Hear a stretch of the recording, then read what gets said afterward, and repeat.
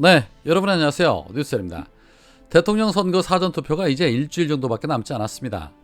최근의 여론조사를 보면 이재명 후보와 윤석열의 지지율이 초접전을 벌이고 있다는 것이 다양한 여론조사 결과에서 나타나고 있습니다.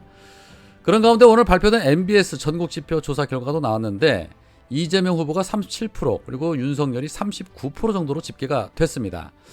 지난주에는 윤석열이 40%가 나왔고 이재명 후보가 31% 정도로 나왔는데 불과 일주일 만에 이재명 후보의 지지율이 대폭 상승한 것을 알 수 있는 부분입니다. 그러나 이 역시도 바닥 민심과 비교를 해보면 납득이 안 가는 부분이 있기는 합니다. 뒤이어서 안철수가 9%, 심상정 3%를 기록했습니다. 태도 유보층이 11%입니다. 그런데 이번 조사에서 주목할 점은 태도 유보층이 지난주에는 18%였는데 일주일 만에 11%가 됐다는 겁니다. 그렇다면 그 7% 정도 거의 대부분이 이재명 후보의 지지율로 흡수됐다는 겁니다. 매우 고무적인 일이 아닐 수 없죠. 연령대에서는 이재명 후보가 3, 4, 50대에서 앞섰고 윤석열은 20대와 6, 70대에서 앞섰습니다.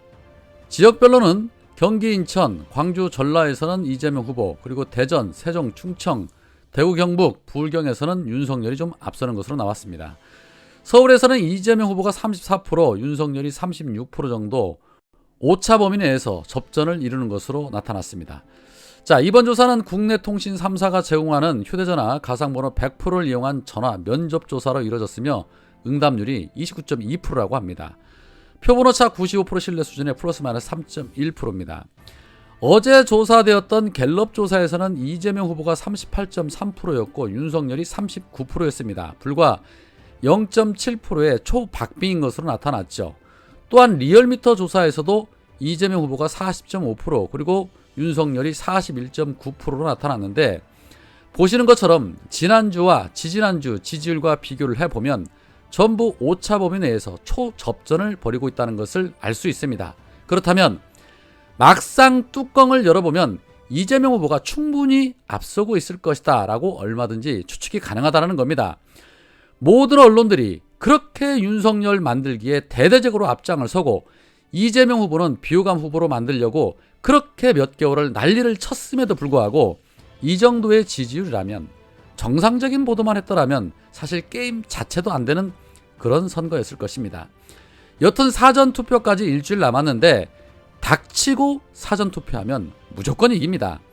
그리고 내일과 3월 2일에 있을 이 TV토론에서도 민심은 또 한 번 요동칠 것입니다. 특히 대장동에 대해서 윤석열이 몸통이라는 의혹에 대해 아직도 많은 국민들은 모르고 있습니다. 이 부분에 대해서 적극적으로 더 몰아붙인다면 게임은 끝날 것이다 라는 생각을 가져봅니다. 자, 그런데 그뿐만이 아니죠. 범죄 중에서도 중범죄로 손꼽히는 것이 바로 주가 조작입니다. 연일 윤석열 아내 김건희의 도이치모터스 주가 조작 증거가 여기저기 언론사를 통해서 터져나오고 있습니다. 그런데 오늘 민주당은 또 다른 주가 조작 의혹을 제기했습니다. 민주당 선대위 현안 대응팀은 윤석열과 결혼한 이후에 또 다른 작전주 투자 의혹이라는 제목의 보도자료를 통해서 윤석열의 재산 공개 내역을 분석한 결과 윤석열이 2017년 5월 중앙지검장으로 취임할 때 김건희가 도이치파이낸셜과 비정상 급등주, 일명 작전주로 의심이 되는 N사 주식을 보유하고 있었다. 김건희가 다른 주식은 모두 처분하면서도 유독 도이치파이낸셜 주식 40만 주 그리고 코스닥 상장사인 N사 주식 3,450주를 남겨뒀다라고 지적했습니다. 당시 이 N사는 매출액보다 영업 적자가 많은 상태로 주가의 급등 사유가 없었는데 윤석열이 중앙지검장으로 취임한 직후에 단기간에 1,400원까지 급등을 했으며 현재는 900원대로 폭락했다는 것이 민주당의 주장입니다. 특히 주가 급등 당시에 불특정 다수의 개미 투자자에게 신규 사업 발표 임박, 특급 재료 발표 예정 등 N사 주식 매수를 현혹하는 사기성 허위 문자가 대량 공개됐다면서 문자 피싱을 활용한 전형적인 주가 조작 범죄다라고 주장을 했습니다. 또한 한국거래소가 N사에 대한 허위 문자 대량 유포를 확인하고 2017년 6월과 7월에 두 차례에 걸쳐서 사이버 경고를 발령했고 금융당국도 남부지검 합동수사단에 수사를 의뢰하는 등 대응했다고 보도를 됐지만 문자를 발송해 시세를 조정한 주가 조작범은 잡히지 않았다. 중앙지검장 부인이 보유한 주식에 대해 수사가 제대로 될 리 없다. 윤석열은 2016년 12월부터 국정농단 특검에서 파견검사 20여 명을 지휘하는 수사팀장으로 삼성 등 대기업의 내부 정보를 수사했음에도 같은 기간 김씨가 N사와 도이치 파이낸셜 주식 등에 거액을 투자했다. 대검 규정에도 위반될 소지가 있었다라고 지적을 했습니다. 진경준 전 검사장이 부적절한 주식 매수로 120억 원 상당을 벌어서 문제가 제기가 되자 2016년부터 금조부나 특수부 등 기업의 내부 정보를 다루는 부서 소속 검사들의 주식 투자를 전면 금지했다라는 것이 태스크포스팀의 설명입니다. 홍기원 단장은 주가 조작은 수많은 피해자의 재산을 강탈한 최악의 범죄다. 윤석열 부부의 재산 증식이 주가 조작범과 무관하다라면 지금이라도 김건희의 주식거래 내역 전체를 공개해라 라고 촉구를 했습니다. 커바나 컨텐츠로부터 월 200만원 월급 받는 김건희가 77억 원의 재산 형성한 것을 어느 국민이 납득할 수 있겠습니까? 다 이렇게 저렇게 누군가의 조력을 받지 않고 감히 상상할 수도 없는 일이고 정상적인 수입으로는 그러한 재산을 만들 수 없다는 거 삼척동자도 다 아는 일입니다. 참 정말 대단합니다. 윤석열이 툭하면 패밀리 비즈니스, 정치 비즈니스라고 하는 말이 다 이유가 있는 겁니다. 상황이 이런데도 검찰은 아직도 소환조차 못하고 있습니다. 아니, 안 하고 있습니다. 일반인들 같으면 체포영장을 발부받아서라도 조사를 했을 텐데 말입니다. 오늘 황보선의 출발 새아침에 검사 출신 백혜련 의원이 나와서 이런 말을 했습니다. 검찰 조사를 도저히 이해할 수가 없다. 이런 수사는 제가 검사 출신이지만 본 적이 없다.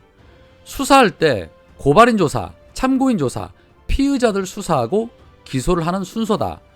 도이치모터스 주가 조작 이 사건은 이미 핵심 주범인 권오수 회장과 주가 조작 선수인 이모 씨를 비롯해서 5명이 구속 기소가 됐고 4명이 불구속 기소, 5명이 구약식 처분됐다. 거의 사건이 종결된 것이다. 주범들이 재판 중에 있다. 그런데 언론 보도에 보면 범죄 일람표에 200몇 건이 김건희 등장하는 거 아니냐. 범죄 일람표를 국민의힘에서는 공소장이 아닌 것처럼 말을 하는데 공소장이다. 공소장의 일부다. 그런데도 소환조사 조치하지 않았고 공범들은 재판 중인데 아무 조치가 없다는 것이다. 저는 이런 사건을 본 적이 없다. 범죄 일람표와 언론에 보도되는 내용을 보면 이 숫자는 증설된 거나 마찬가지다. 김건희만 소환해서 조사만 받으면 바로 기소할 수 있는 사건이다.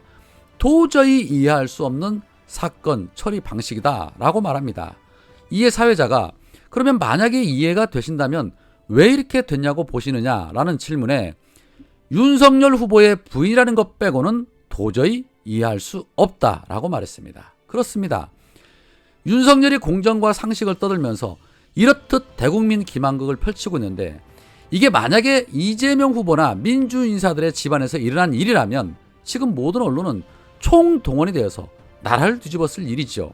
정말 투표 잘해야 됩니다. 사전투표 일주일 남았습니다. 마음의 결정 못하신 분들이시라면 아무리 그래도 윤석열은 아닙니다. 오늘은 여기까지입니다. 고맙습니다.